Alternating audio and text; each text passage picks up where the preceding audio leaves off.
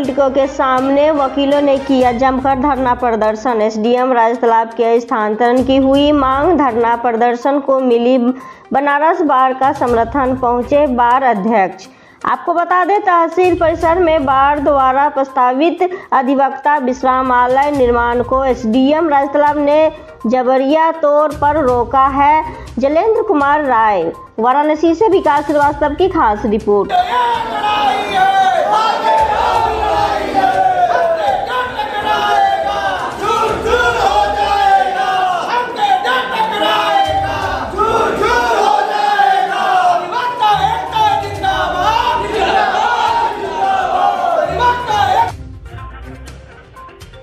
मैं राम प्रवेश सिंह दी Banaras bar association Varanasi के अध्यक्ष पद।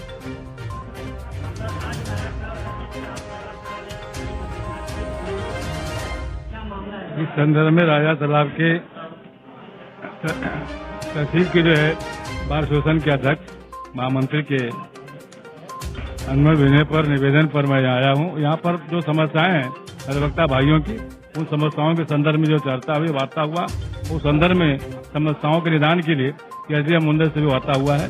उन्होंने आश्वस्त किया है जो भी समस्याएं हैं अधिवक्ता भाइयों की, उस समस्याओं का जो है निस्तार अवलंबन किया जाएगा और सारी मांगे उन्होंने मांग दिया है। जहाँ तक चंबर की बात है, वो डीएम महोदय को उन्होंने लिख करके दिया है। डीएम महोदय की सहमति की आवश्यकता है, उनसे वार्ता होगी। भ्रष्टाचार के बाबत उनका कहना कि लिखित जो है और सारी समस्याएं जो है कुछ आउटसाइडर हैं, उन सारी समस्याओं के बारे में उनका कहा के निदान के लिए सहमति व्यक्त किया है और अविलंब उस पर जो है कार्रवाई करने के लिए उन्होंने जो है आश्वस्त किया है। श्रीमान जी, आज राजा तालाब तहसील में सभी अधिवक्तागण किस बात का विरोध कर रहे हैं? तहसील राजा तालाब में हम लोग 4 दिन से अनवरत आंदोलन कर रहे हैं। सभी अधिवक्ता साथी, हम लोगों की 3 सूत्री मांग है। पहला, देखिए, जो सैकड़ों फाइल गुम हो गई है तहसीलदार, एसडीएम और न्यायिक कार्यालयों से, उसका लिस्ट बना के हम लोगों ने अध्यक्ष जी के थ्रू दिए थे। एसडीएम साहब को लिस्ट ही गायब हो गई।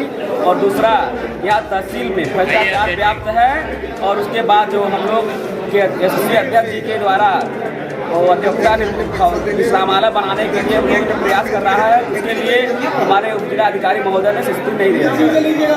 तो आप लोग आगे ये आंदोलन कितना दिन तक जारी रखने वाले हैं? जब तक हम लोगों की मांग नहीं पूरा होता है, तहसील में व्याप्त भ्रष्टाचार नहीं खत्म होता है और जो आउटसाइडर द्वारा भ्रष्टाचार किया जा रहा है, जब तक पूरा नहीं होता, हम लोग एसडीएम के जाने तक हम लोग आंदोलन करते हैं। आपके हिसाब से भ्रष्टाचार की जड़ कहाँ है? भ्रष्टाचार की जड़ है जो आउटसाइडर है कार्यालयों में और एसडीएम साहब के अंदर नीचे जो काम कर रहे हैं, लेखपाल हैं, अपने जहाँ से एसडीएम साहब को मिलता है पैसा ज़्यादा, उनको कर्मचारी को अपने पास रखे रहते हैं। आपका नाम, पद नाम? राकेश राजभर नाम है, मैदपुर से सचिव प्रशासन। धन्यवाद सर। करवा देते हैं।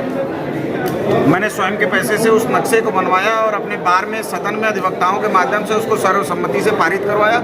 वो नक्शा भी उनको दिया गया था, लेकिन उसमें अधिवक्ताओं का काम न हो सके, किसी तरह वो यहाँ न बैठ पाए, व्यापक रूप से न हो पाए, यहाँ विकास न हो पाए, इसको रोकने के प्रयास के तहत उन्होंने कह दिया कि इसका राजस्व परिषद से अनुमति ले जाए। मैं आपको भी एक संज्ञा दे दूं कि तहसील बार एसोसिएशन राजा तालाब में कुछ हमारे पत्रकार बंधु भी, इलेक्ट्रॉनिक मीडिया का और भी मीडिया से लोग आए थे। वो लोग उस समय भी हम लोगों से कह रहे थे कि हमें भी एक उचित माध्यम दिया जाए तहसील में बैठने के लिए, ताकि हमने बैठे। हमने उनसे कहा था कि हम तहसील बार में एक भवन का निर्माण कर रहे हैं, उसमें आप लोग को एक कमरा दिया जाएगा। जब तक नहीं होता है, एसीपी कार्यालय के बगल में मैंने एक जगह चिन्हित कराई थी और वहाँ उनको बैठने का काम किया था, ताकि पत्रकार बंधुओं के माध्यम से भ्रष्टाचार को खत्म कर दिया जाए। क्योंकि आप एक ऐसी तीसरी आंख है जो हर व्यक्ति पर नजर रखते हैं, आप लोग को पहचानना मुश्किल हो जाता है और दूसरे लोगों पे कार्रवाई हो सकती है। उसका भी एसडीएम साहब ने विरोध किया था, लेकिन मैंने उनकी बात न सुनी।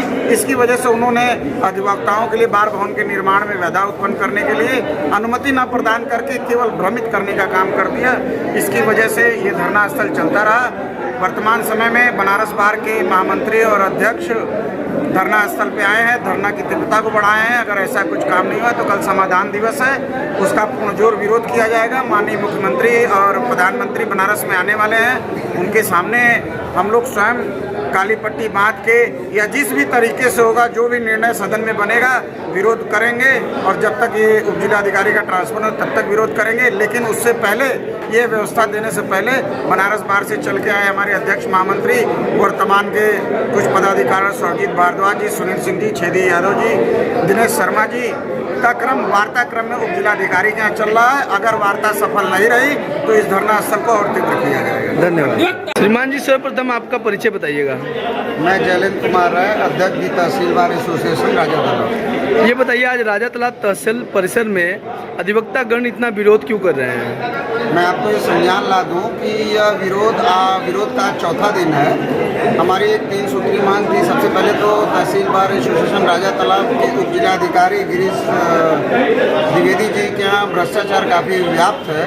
इस भ्रष्टाचार के खिलाफ हम लोग छोटे मोटे तौर पर से आए दिन विरोध कर रहे थे, लेकिन उनके काम के नीचे चूं तक नहीं रेंग रहा था। इसकी वजह से इस भ्रष्टाचार को प्रारूप देने के लिए एक हमारे तहसील के ही अधिवक्ता है बनारसी सिंह जी, जो बिरमा के निवासी हैं, उनके साथ कुछ भ्रष्टाचार हुआ था। उन्होंने प्रस्ताव के माध्यम से सदन में इस पक्ष को रखा और सदन में मुझे लगता है कि 3 महीने के मेरे कार्यकाल में उस दिन सदन में काफ़ी अधिवक्ता मौजूद थे और उनकी उपस्थिति में सर्वसम्मति से यह पारित हुआ कि भ्रष्टाचार के खिलाफ हम लोग मुद्दा उठाएंगे और एसडीएम राजा तालाब जब तक इस पर उचित कार्रवाई नहीं कर देते तब तक न्यायालय नहीं चलने देंगे। उसके क्रम में धीरे धीरे धरना स्थल का चौथा दिन हो गया और पहले दिन भ्रष्टाचार से शुरू हुआ। दूसरे दिन एक बहुत बड़ा मुद्दा आ गया कि भ्रष्टाचार को बढ़ावा देने के लिए यहाँ आउटसाइडर काफ़ी मात्रा में हैं, जो तहसील बार एसोसिएशन राजा तालाब में जब से मैं अध्यक्ष पद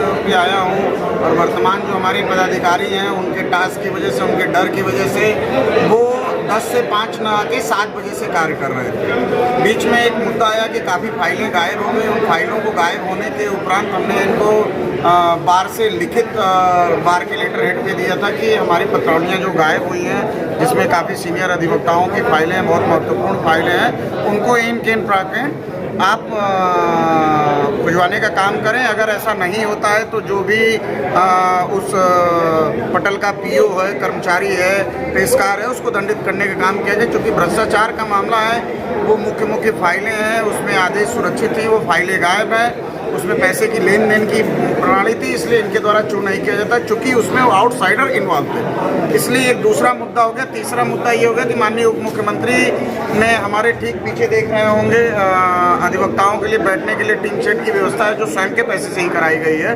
उसमें यहाँ के एक प्रमुख हुआ करते थे, वर्तमान में भी शायद वो प्रमुख हैं, उनके द्वारा भी कुछ पैसे दिया गया था।